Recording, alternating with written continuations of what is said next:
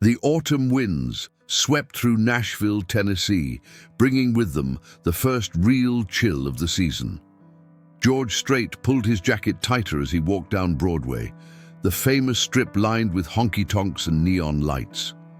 He had just finished a meeting with his production team about his upcoming tour and decided to grab a quiet dinner before heading back to his hotel. The Golden Fork was one of Nashville's upscale establishments, known for its southern comfort food with a gourmet twist.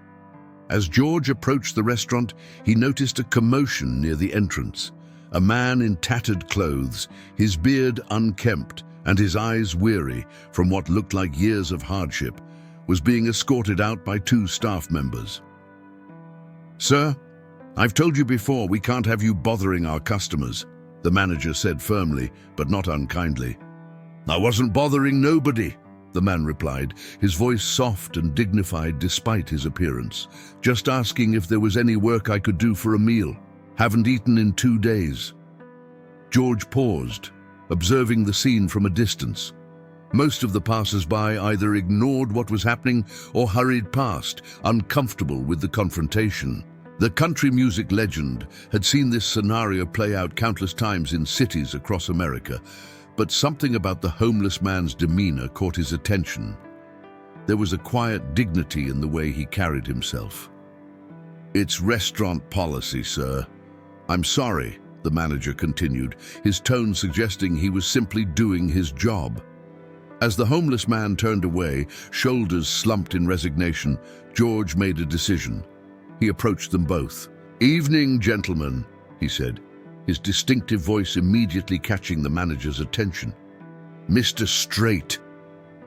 The manager's demeanor changed instantly.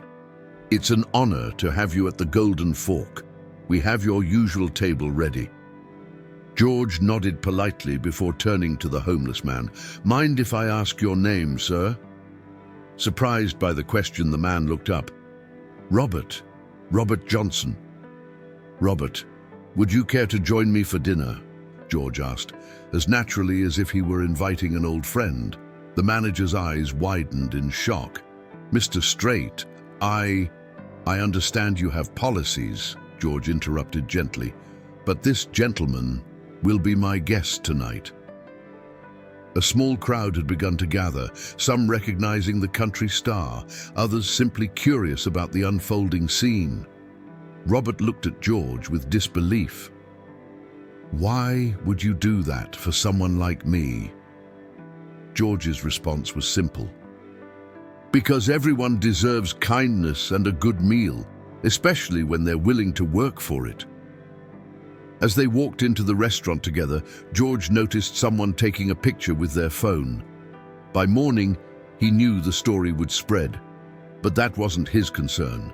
Tonight was about doing what felt right. What neither man realized was how this simple act of decency would ripple through Nashville in the days to come. Inside the Golden Fork, the maitre d' led George and Robert to a private booth in the back, away from curious eyes. The contrast between the two men couldn't have been more stark. George in his pressed jeans and crisp button-down shirt, Robert in layers of worn clothing that had seen better days.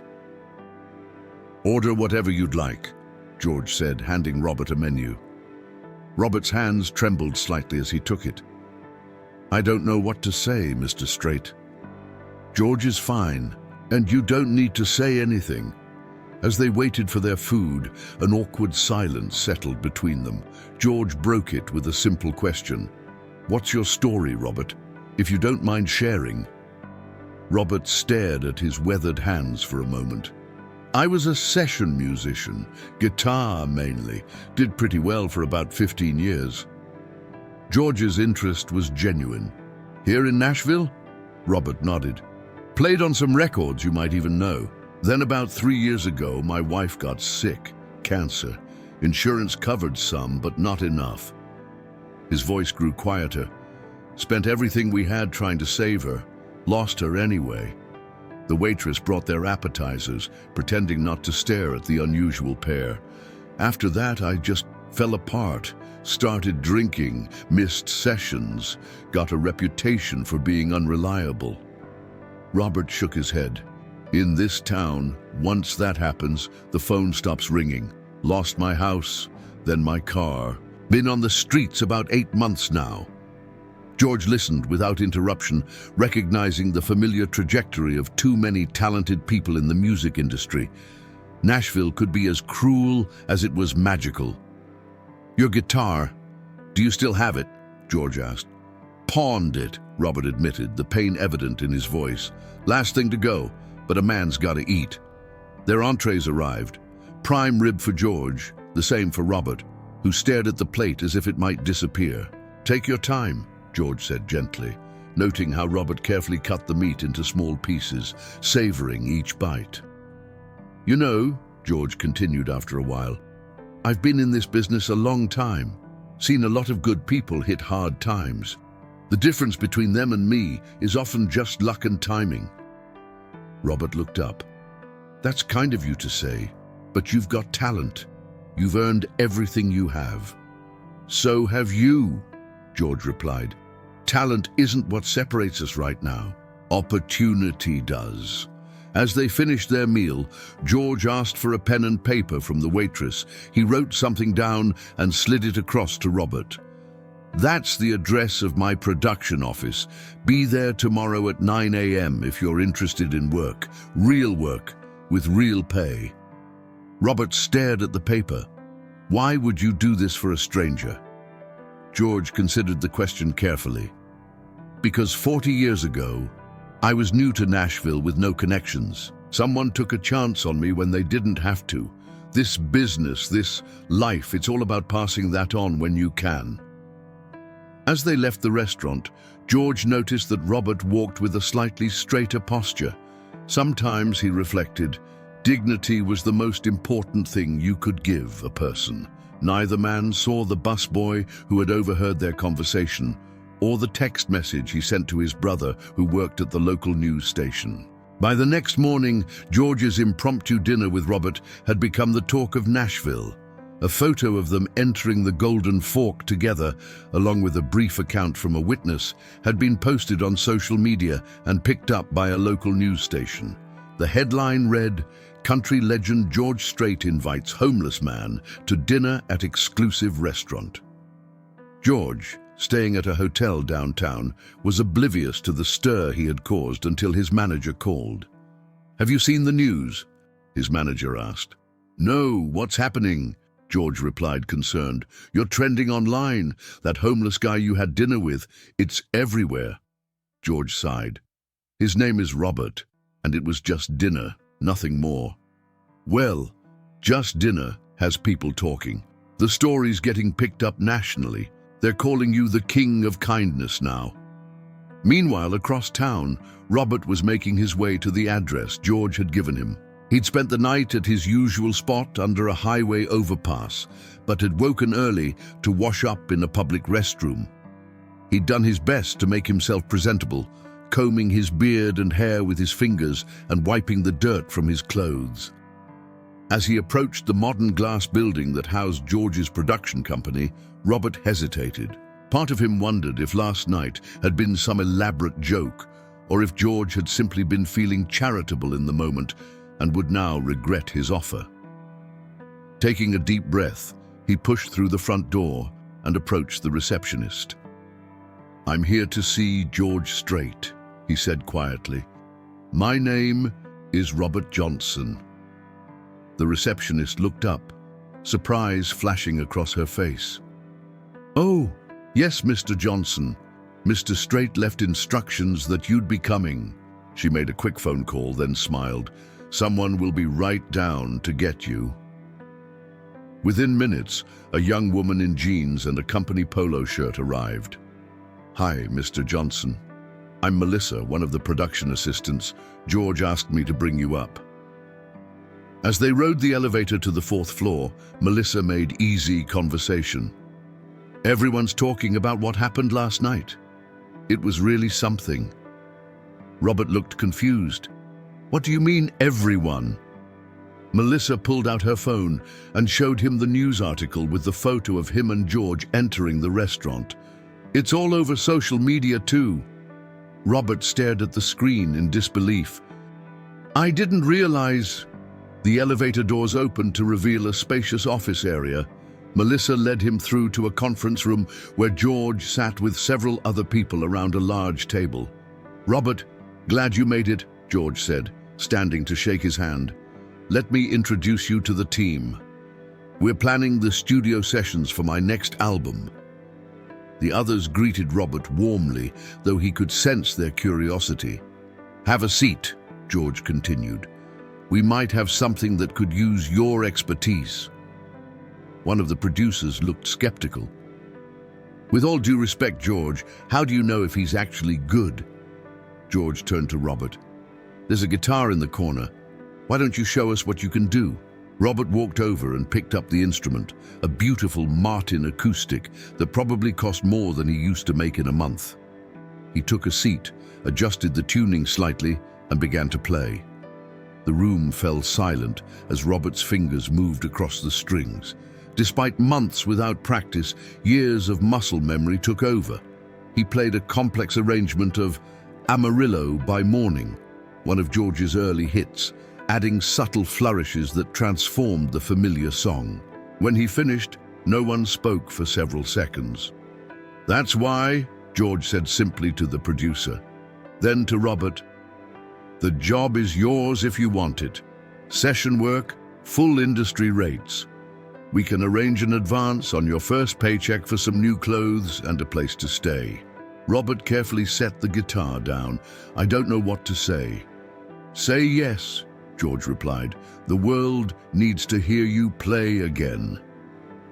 As they discussed the details, George's phone buzzed with a message. It was from the manager of the Golden Fork, apologizing for the previous night and inviting both George and Robert back as honored guests. George showed the message to Robert. "Seems like people are starting to see you differently." "Because of you," Robert said. George shook his head. "No, because they finally took the time to look."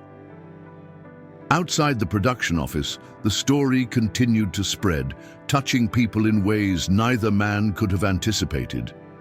By the end of the week, what had begun as a simple act of kindness had evolved into something much larger. The story of George Strait and Robert Johnson had resonated with people far beyond Nashville, inspiring a wave of similar gestures across the city and beyond. At the Golden Fork, the manager had instituted a new policy. One table each night would be reserved for someone in need, with the meal funded by the restaurant. Other establishments throughout Nashville began to follow suit, creating what local media dubbed the Strait Way initiative. For Robert, the transformation was profound. With his first advance, he had secured a modest room at a residential hotel, bought several changes of clothes, and most importantly, redeemed his guitar from the pawn shop. Each morning, he arrived at the studio ready to work, his talents gradually earning the respect of everyone on George's team. One afternoon, as they were wrapping up a session, George approached Robert. "How's it going? Getting settled in?" Robert nodded. "Better than I could have imagined. Got a roof over my head, my guitar back. I'm starting to feel like myself again." "Good," George said, "but I've been thinking, your playing is too good to be just another session musician. We should get you on stage." Robert looked skeptical. "I haven't performed live in years, and who'd want to see me anyway? We're doing a benefit concert next week at the Ryman. Nothing big, just a few songs to raise money for a new homeless outreach program that's been inspired by what happened. I'd like you to play with me." Before Robert could respond, a production assistant interrupted with an urgent message for George. He excused himself, leaving Robert to contemplate the offer. Meanwhile, across town, the ripple effects continued.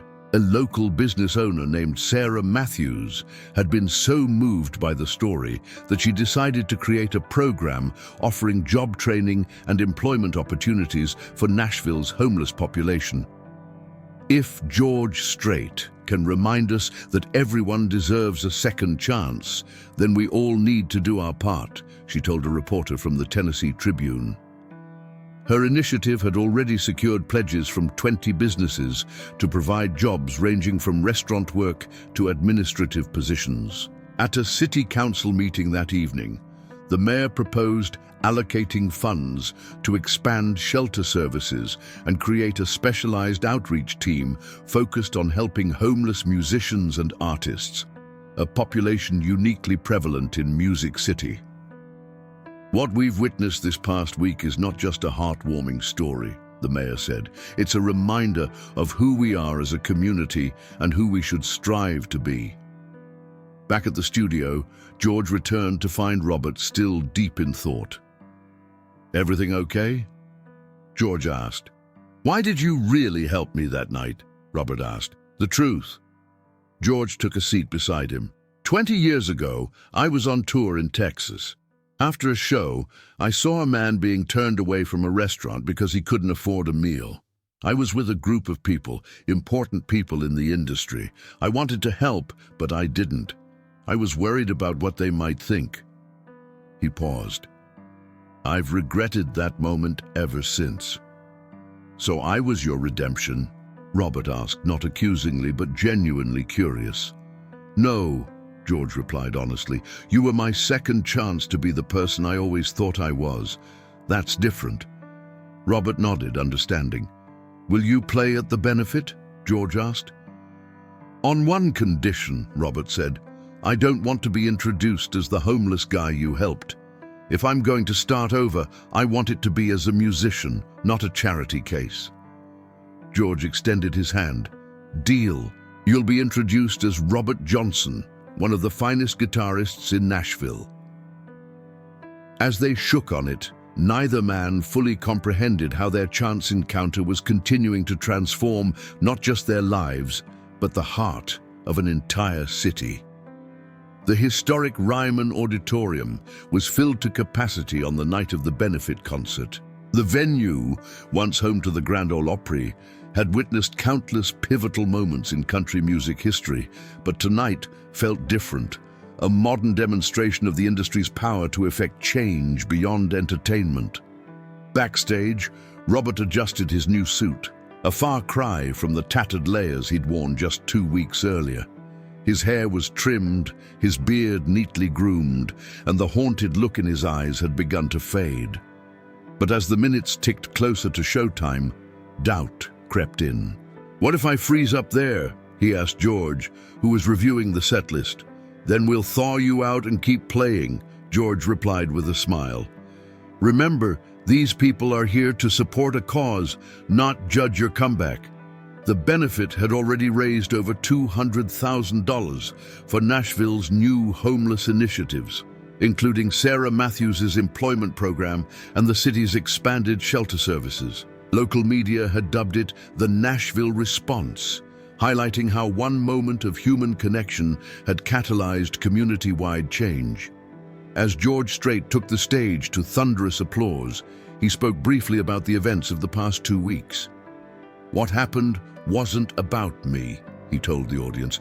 "It was about remembering that behind every struggle is a human being with a story, with talents, with dignity.